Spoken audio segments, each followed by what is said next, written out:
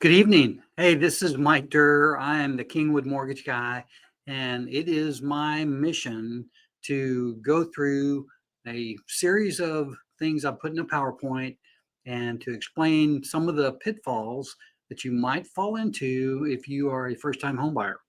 I'm going to change it up a little bit tonight because I am going to talk a little bit more about credit than what sometimes I might not do that. Let me just do this real quick. That may not work. Okay, so anyway, this is as we let people come in here, I'd just like to ask you a couple questions. Like for those of you that are here, where are you thinking about buying a house? Okay, yeah, that's a nice area. Oops. That okay.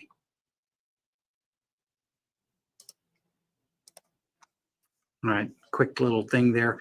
Thank you for that. And what type of house are you looking for? Are you looking for a condo? Are you looking for a single family, two-story with a pool? Two-story. All right. Yeah. Oh, with a pool. Nice. We'll be over to your house coming not for a few months though. Yeah. Pearland, huh? Okay, Pearland's a beautiful area. Yeah. Just watch out for the wind and hail insurance. That's trouble there. All right, so I'm not going to spend too much time with the chatter. What I want to do here is I'm going to have these slides in various spots. It's not about me, it's about you guys, but we're here to avoid these. Particularly, I've got 5 costly mistakes that you could make, and that if you do make those mistakes, it could cost thousands of dollars. So hopefully this is going to be beneficial for you, and we'll just get started real quick. The key part is that this could also be called or also known as how not to screw this up. And obviously the first thing you need to do is to get competent people helping you. That includes a top-notch first-rate lender and a top-notch first-rate realtor. You need those guys. Don't try to do it without them. So I'm going to make this a little bigger here. All right, so I want this to be interactive. You can operate with your camera on or off, your choice. I don't care. You find the chat box and say hi, and also hit the raise hand button if you're there at it. Stack up those questions in the chat box. We'll talk about those in the Q&A at the end. Okay?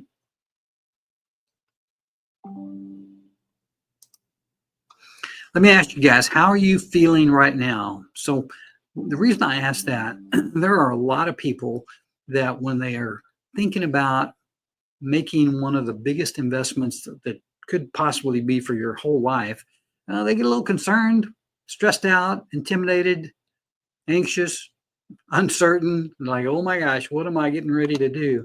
And I get that. I mean, it is a big decision, and if you mess it up, it could be costly. And so that's why you might come to a presentation like this, so that somebody like myself, who's done this many times over the last 28 years, I can guide you to try to help you not make those mistakes. All right. And my goal tonight is really very simple, is to give you a feeling of that you're in control and ease about this process. And just, okay, you got this. All right. That's really our mission, that it happens all the time.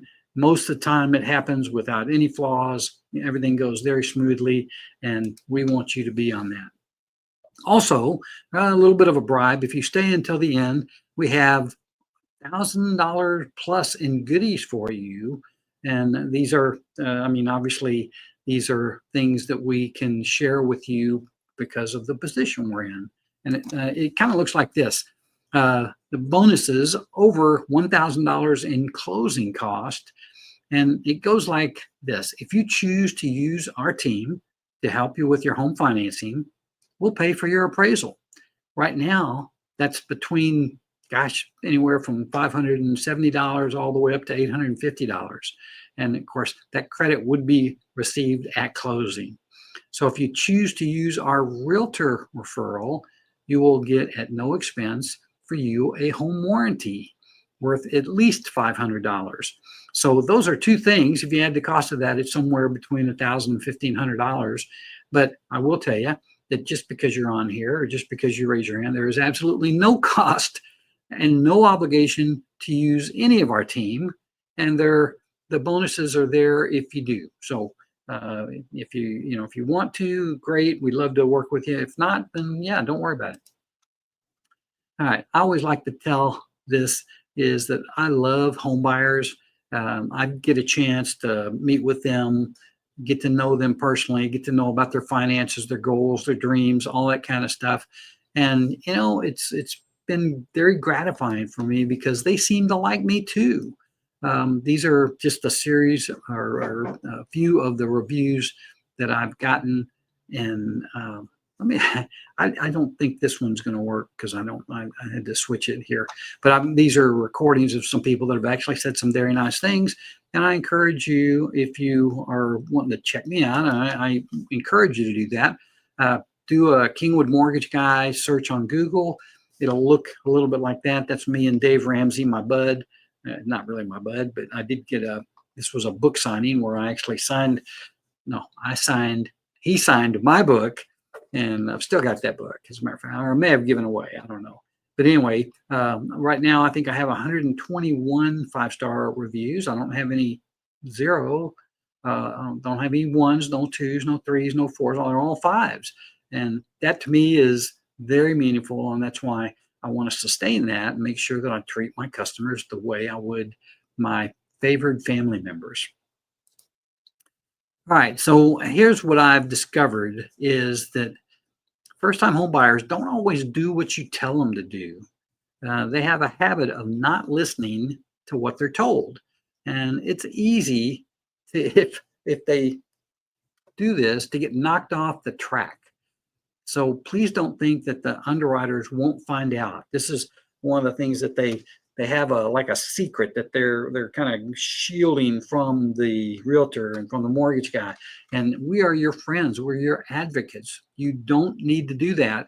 And if you do it, sometimes it comes back and it will bite you in the backside. So be sure to tell us everything. At least we'll be able to respond to it and try to make it as comfortable as possible, or gracefully way to get out of it without losing just a ton of money. Okay, so that's a kind of a word to all those guys that are doing stuff that may have some kind of negative impact. All right, we got 5 mistakes. The biggest mistake, when I say the biggest, the first mistake that I wanted to mention is that they don't take advantage of the first-time homebuyer programs that are out there. So why do you think that is the case? Well, raise your hand if you like the idea of leaving thousands, no tens of thousands of dollars on the table. Yeah, thank you. I don't expect to see any hands raised on that one. That'd be crazy. So what is a first-time homebuyer program? Well, this is a list of 10 different ones that are out there. And in most cases, these first-time homebuyer programs are available to pretty much everyone. Now, I will tell you, they're not right for everyone, but they're out there. Some of them are specific to the location of the home. Some of them are specific to the location of where you live, not where you buy, but where you live. Some are dependent on your income, and usually this comes in the form of having too much income. If you make too much income, then the program's not available to you. They may require you to hang on to the home a few years so that maybe it's a grant program where if you stay in the house for 3 to 5 years, then that grant is forgiven. That's a good thing. You may have interest rates that are more favorable than market. That happens sometimes. And some are 100% financing. Those are really good ones. Some are down payment grants, and sometimes they're down payment second liens so that you don't have to pay back. Some are based on what kind of job you do. If you're a fireman or a policeman or a nurse or a teacher or, gosh, work for a school district or work in some um, general public health version, there's usually a program out there for you. Some literally exist because of the bank's bad behavior in previous times. And this might be, well, I don't want to go into too much explanation of that, but these banks are forced to have these programs to make amends for some of the laws that they may have broken in the previous decades. Some are federal tax credits that you get back every year for part of your mortgage interest. And you may even be able to stack one of these on top of another, and that would be an ideal situation. So those are, I mean, there's a lot of these programs out there. And you know what? Here's just a couple of people. Oh, my picture went sideways there. Just a month ago, here's a review I got from Neptali, which is the middle picture. He's a vet. I wish I can give more stars. Mike and his team are the best, always answers your calls and text, always available and looking for you and your best deal. As a combat veteran, I recommend it 10,000 for all my veteran brothers and sisters looking for a smooth, organized, and I can't read the bottom part, professional advice. Yeah. It was a pleasure to work with Mike. From the moment you call them to the day that you sign the contract, they are with you all the time. If you want peace of mind and someone that is looking for your deal as their own, you need and you must go with the Kingwood Mortgage guys. Thank you, Neptali. That's an awesome thing. These are some people that I closed just recently, and I want to go over this one. I think I've got a separate slide for them. Yeah. So here's an example. And this guy's name is John or Johnny. He wanted to buy a home. Purchase price of the home was $255,000. The minimum down payment on a conventional loan is 3%.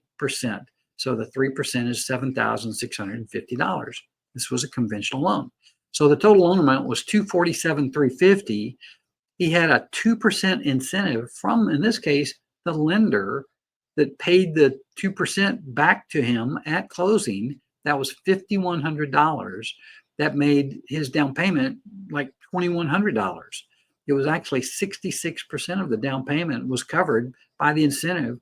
And the couple, they didn't do anything to qualify for that except have income under the certain parameters that this lender had set.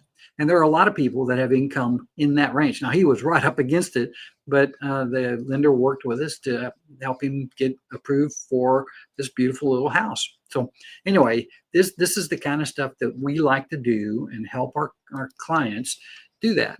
So here's another Johnny. Johnny wants to buy a home. The purchase price of a new home, in his case, was $325,000. The minimum down payment, 3.5%, so this was an FHA loan, was $11,375. Add back in the FHA upfront mortgage insurance premium, which is 1.75%. That made the total loan amount $319,113. His incentive in this case was 5%. That's $15,955. That took care of a total of his down payment and had about $4,500 extra to pay towards his closing cost. Now, that's a heck of a deal. So the point is if you're short on money, there are programs out there for you. Now, granted, some of them don't have as good of interest rate as the prime rates, but they're still out there. And if that's your main challenge, the main hurdle that you've got to get over, that's a good way to get into a house.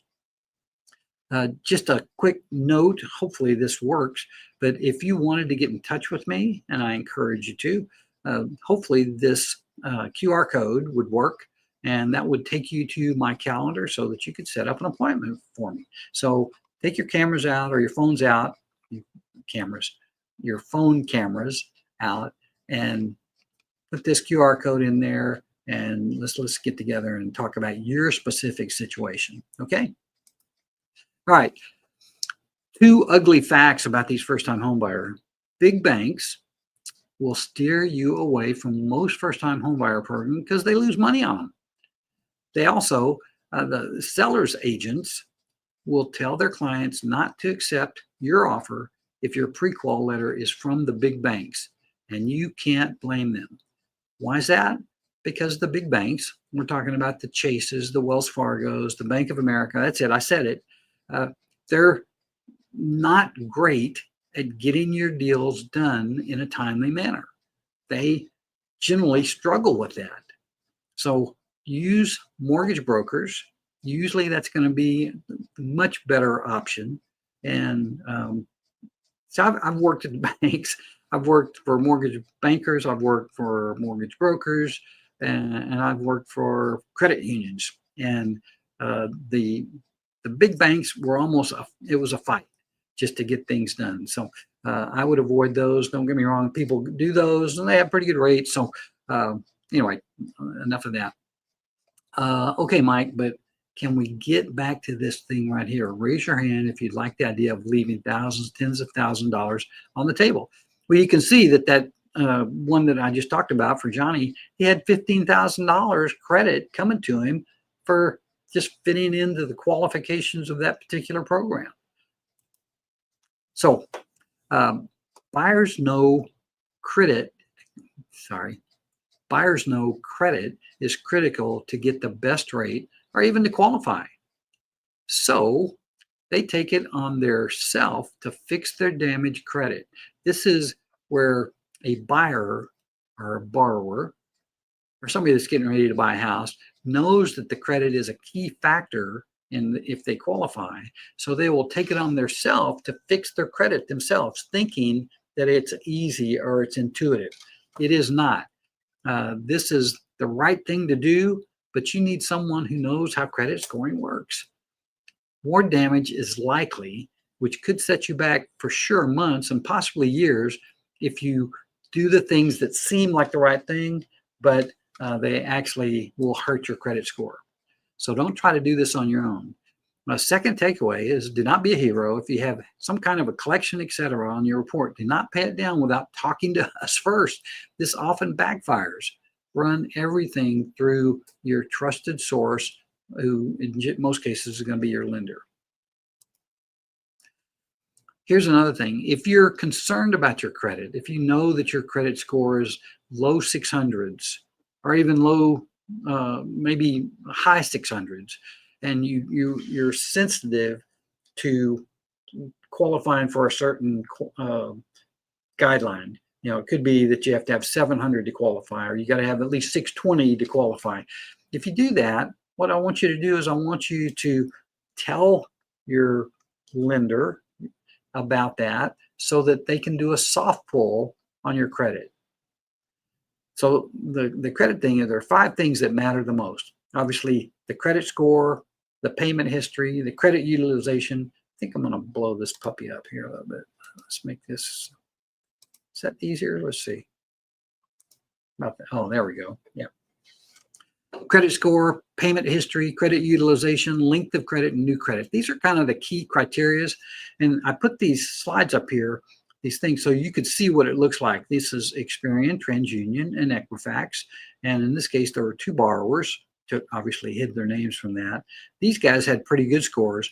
These guys, not so much. Okay, we get all kinds. We see rough credit all the time. And sometimes it happens for just ridiculous reasons. Some mistake was made. So I wanted to go through this. Credit scores, 740 FICO and above, you're going to get the best rates. 700 FICO, you can choose whatever program you want because you'll qualify for most of them. And that doesn't mean that you won't at 699 or 680 or something like that. You still qualify for a lot of loans in that range. You have to have a 620 score, the middle score, to still qualify for conventional. But FHA is probably better when you're down around that range. And then finally, the 580 minimum FICO score for an FHA and 3.5% down. So I like this wheel here, and it's pretty good indication. Your credit, if you're below 579, you've had some rough times. You've got some serious delinquencies. Here, in this group here, this is where you're starting to climb out of it. And if you do some of the things we're going to talk about, you can get out of this credit trap that you're in. When you get into the 670 to 739, you can get a loan pretty much anywhere. And it just gets better. Your rates get really good here. And if you have exceptional credit, that's an amazing area right there. Okay. Hopefully that's helpful. So payment history is the number 2. I want to go back real quick. Well, no, I'm not. So payment history represents 35% of your score, and it comes from how you have paid your obligations. And late by 30 days can drop your score anywhere from 60 to 110 points. That's why I've got this little note here.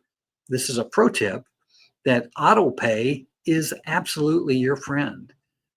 Particularly on your credit cards, you make sure that every month when the bill is due, you pay that minimum amount. That way it covers you to make sure that you never miss those payments. And you can do the same thing on installments, and you can surely do that on your mortgage.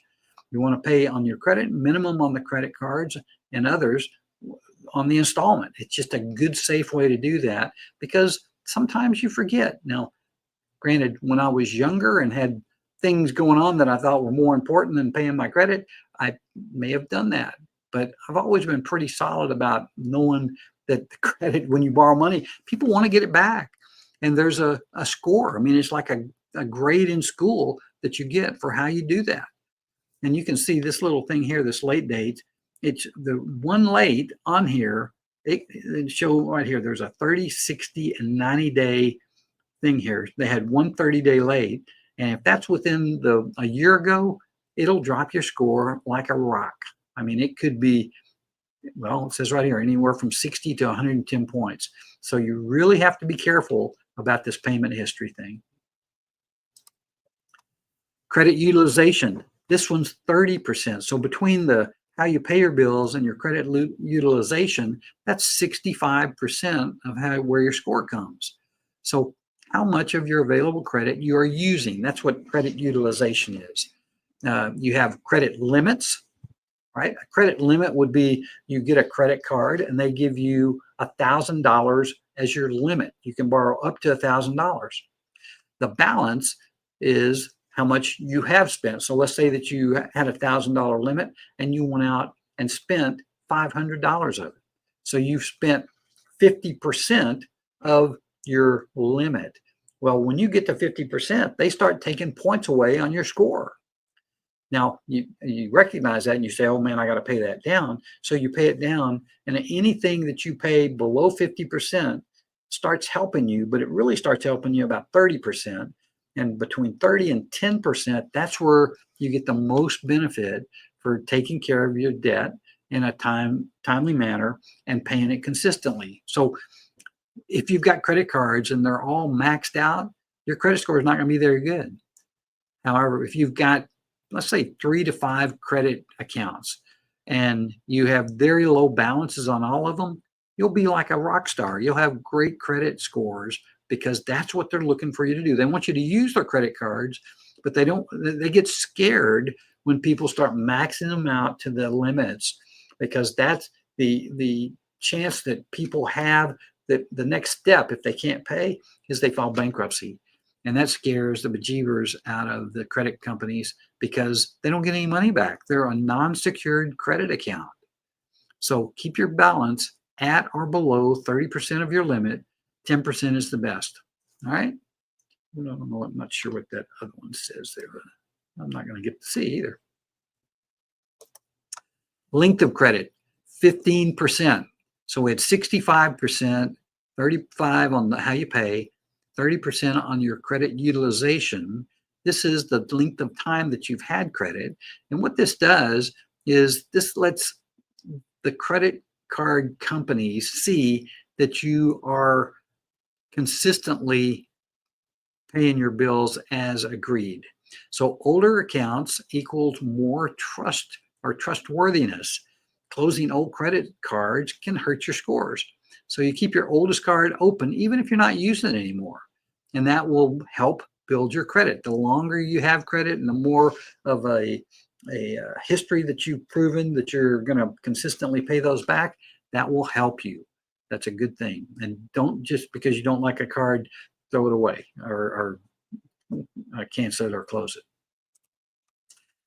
New credit and inquiries. This is one that a lot of people are concerned about, but too many hard pulls in 12 months looks risky. That they look at that as somebody that is frivolous with the way that they spend. And so they says here, if you have too many hard pulls in 12 months, you're out there shopping and looking for credit everywhere. Having a hard pull is okay. Now, a hard pull might lower your score a couple points, but if your credit is solid and you've got an established credit score, it's not going to hurt you much and it won't last long. However, if you are fragile and your credit score is close to one of those demarcation points, do a soft pull. Ask your lender to do a soft pull for you. If not, don't worry about the mortgage hard pull. They're not that bad, particularly if you're established and you've got good credit. The hard pull is not going to hurt you. Okay, so here's one of the other things that home buyers do sometimes. They kind of mess up. This is one of those things that fits in that doing things without help. So you might be out there stalking Zillow for 3 years, looking at houses. And what you do is you disqualify yourselves from homes and neighborhoods that you could actually buy because you haven't gotten pre-qualified yet. You get curious, you call on a few for sale signs, you walk into a builder's model or 3, you visit a few open houses, and finally you get tired and you just walk in the builder or open house and buy something that's going to be probably a bad deal. So this is operating when you walk into a builder's office. It's like blood in the water, man. I'm telling you. Here's just don't know where this came from, but that QR code, probably this is a better one than that first one. Same thing. If you wanted to schedule an appointment with me, I'd love to meet with you. And we can find a time that works for both of us. Okay. Give you a minute, second, 10 seconds. All right. So that's the third mistake, is when you get sucked in by the builder's marketing machine. Okay. These guys are slick. They're smart. They know exactly what they're doing. They've got skills. And when you go in, you'll see it, because they use tactics that are very seductive. What's going to happen is they're going to look to sell you houses to get them off their books. And in this market, play the walkaway game. The deal is rarely the best deal. And what I encourage you to do is to go, if you're going to go look at builder homes, go out there with your realtor. Okay. There's no one looking out for you when you go out there. You walk into the builder unrepresented, and they'll do everything they can to create a one-sided deal, because that's literally their job. And here's an example of what you find. Dude, the guy, he's a handsome dude, man. He's very nice. He's pleasant. The lady is very pretty and very friendly, and they will make you feel like you're the only person in the world, and they're there to just serve you. But they are paid and they are employed by the builder. And so they are doing the builder's deeds. You don't have anybody representing you in that case. And of course, they have incentives for what all they can sell to you. If you have a realtor, your realtor's there to protect you, and you're paying the realtor to protect you. That's crazy important. And a lot of people, I mean, it's amazing how many people just walk into a builder's office and think that the salespeople are going to be their best friend. It's not. They're not. So what's the right order? This slide got kind of messed up, so forgive me for that. It's basically like this. When you're ready to do the pre-qualification, your income is stable. You actually have a budget. You've started your emergency fund. You pay your bills on time, and you know you need to own instead of renting. When you know that, you get pre-qualified. And when I say that, I'm particularly talking about when you're at a point when you realize that renting is not the way to financial peace.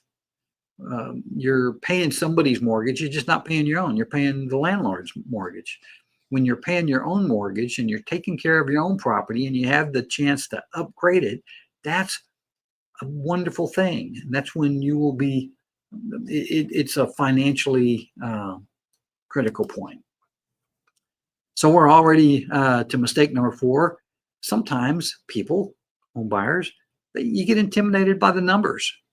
And the numbers, they're tricky. I mean, there's all kinds of things. You get things like fees from title, the lender fees, rate buy downs, HOA, homeowners association fees, prepaid taxes, prepaid insurance, one-time funding fees with VA or the upfront mortgage insurance from FHA. So you got an upfront fee and you got a monthly mortgage insurance fee. And it's a lot to take in. And you kind of wonder, well, oh my gosh, why is this stuff all being thrown at me? How do I figure out what's best for me? Well, here's what I do is I try to put this on what I call an easy mortgage estimate. And I'm not going to go over this with you now, but on this one sheet, I'm showing you what all the costs are in each of these categories and who gets it, what your payment's going to be like, and how much you're going to need to close. So with this sheet, this is be another encouraging thing for you to check out. It's my easy mortgage estimate, and it's pretty darn accurate. It's actually more accurate than a lot of the loan estimates that we give you from the mortgage company, just because they're kind of weird the way they are. But this is very good form. And other thing, when you have closing costs, why not have somebody else pay for them? Do you ever think of that? What if you just had to pay for the down payment? Or maybe you got the down payment through one of these 100% no down payment programs, and you had the seller pay the closing costs for you. Wouldn't that be a hoot? That's a good way to get in a house. So I'm skipping around a little bit, but this is one of the unique things about Texas. And sometimes you'll find a house that's a beautiful house, and you will think, oh my gosh, that's way over my head. I can't buy that house. And you find out that a house just across the street or just next door is a less expensive home. And the payment on the less expensive home is actually more than the house that you looked at that you thought you couldn't qualify for. And you go, well, what the heck is that? I mean, how does that happen? Well, some homes are more expensive based on the taxes. And in Texas, the taxes are various. They're not the same. And just because a house is priced at $450,000, it may be appraised by the county at $275,000. You just never know. And that's why when you buy a house, I have very good tips for you to keep that tax bill as low as possible. That by itself is probably one of the best things that I can offer you as a way to keep your payment low for the life of the loan by this particular strategy. So don't be fooled by that. Don't count houses out until we look at the taxes and the insurance and what the home is going to cost. Okay? Very important. So 5 steps involved in buying a home in 30 days. Let's tell the story with cost in mind. Okay? When we're done, you'll have a list of costs you'll need to plan for. And does that sound fair? So what we're going to do is when you need money to close on a house, you don't need it all at the front. You need some at the front and then kind of a little bit in the middle, and then the rest of it at the end. Let's talk about that. So step 1, how much do I need? Let's talk about who's going to be asking you for how much and when, right? So how much do I need and when? First things first, how much does it cost you to have my team get you in shape to buy a house? Anybody know? 0. Doesn't cost anything. I don't charge anything for an application, for a credit pull. We do that. We take that on ourselves. Okay.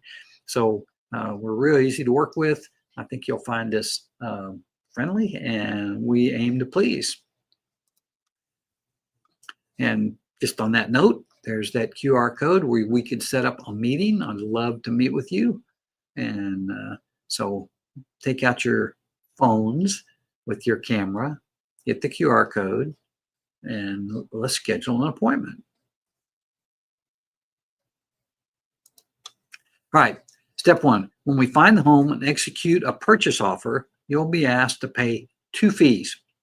One is refundable and one is not. The earnest money, commonly, this is 1% of the sales price. It is a point of negotiation, but this is your skin in the game. and the seller will really want you to pay the 1% minimum. The option fee is commonly anywhere from $100 to $400. Another negotiated item. This buys your self, I call it a 5 to 7 day escape hatch. But what you're going to do during this 5 to 7 days is you're going to have the property inspected and possibly additional inspections. Could be just a whole house home inspection, but they may have a pool, they may have a septic, they may have some other things that need to be inspected.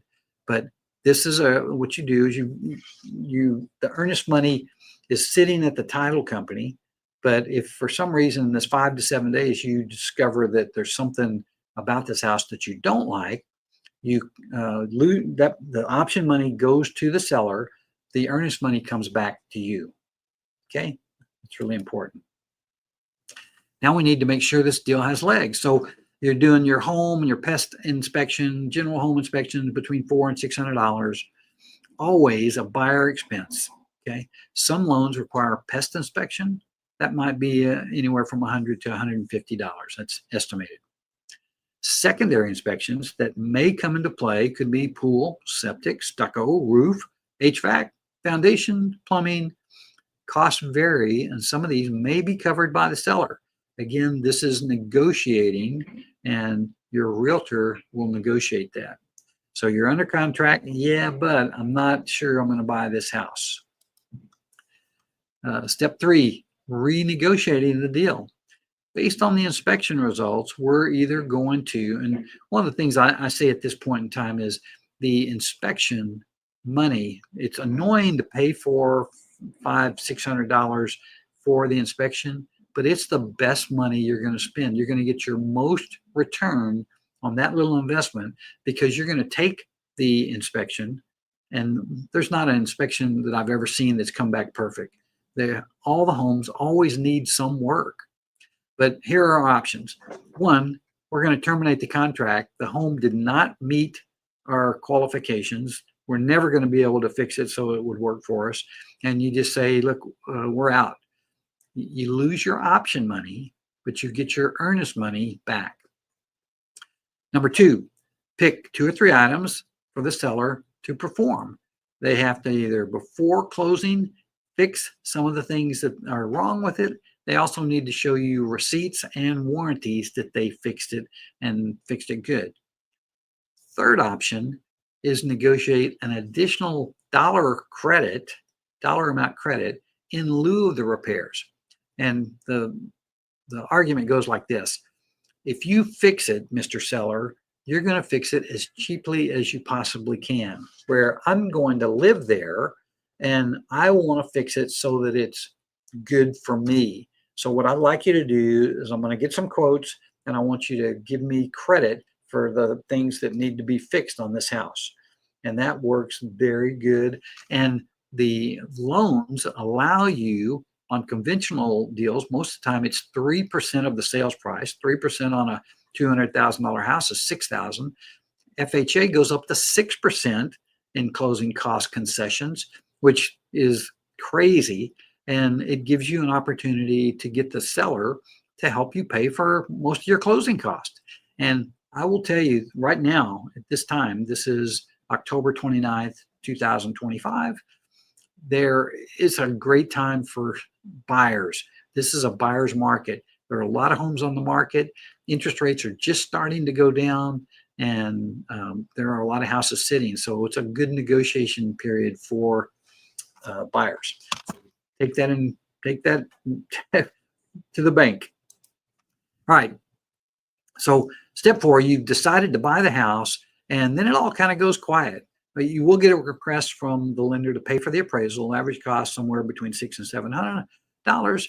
Again, if you use us for that, we're going to reimburse you for that. So that's a cost that you don't have to do if you're using us. Remember, this is not your cue. Just because everything goes quiet, this is not your cue to go buy a bunch of furniture or a Range Rover. That's easy for me to say, a Range Rover or lawn equipment or furniture. These are the things that people do. Oh, we're getting ready to close on our house. You go up and rack up a bunch of credit card debt, and all of a sudden you don't get approved for the loan. So bad idea. Don't do that. Okay. Promise me you won't do that. But everything's cool. The appraisal has been ordered. We're waiting for it to get back and for the final underwriting. And then step 5, it comes back. You've cleared all the conditions.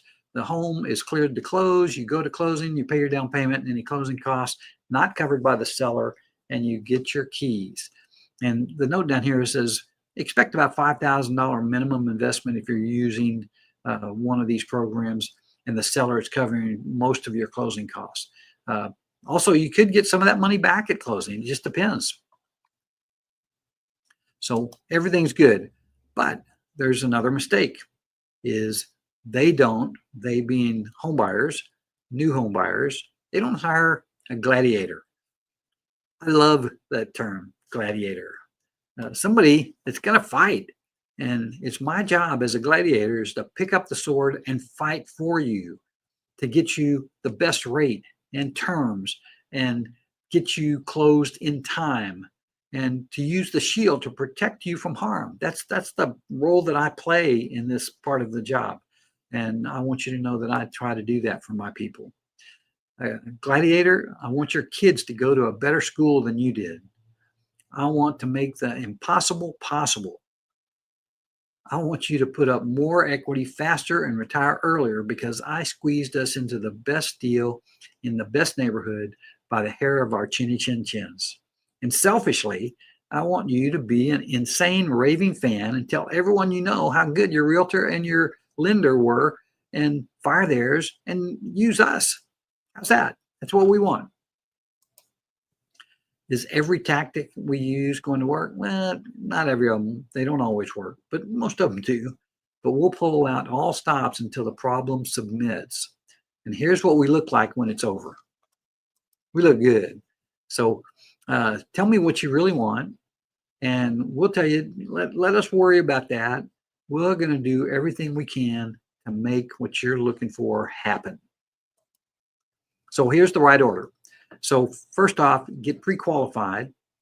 Let me read this a little more. Explore all the creative financing options that we have. We're going to run payment estimates on the if-only homes in the neighborhoods. We're going to start looking at all the homes with realtor, play the walkaway game. That walkaway game is where you go, even though it's a really nice house, you're going to walk away, give them a chance to kind of chase you a little bit. Negotiate seller credits hard, and we're going to focus on the neighborhood. I say focus on the neighborhood. It's not so much about the house as it is the neighborhood. The neighborhoods are what appreciate. And that's an insider pro tip. So here's that feisty QR code for you to set up an appointment with me. Love to meet with you. Let me see if it maybe makes it better if I do it this way. Maybe that way. Anyway, but I want to thank you guys for being on with me. We'll get the question. I'm going to answer the questions here in a little bit, but let's finish the presentation. I think that's it. So thank you again. My name is Mike Durr, Kingwood Mortgage Guy, and I look forward to working with you and talking to you personally. Thanks a lot. Bye-bye.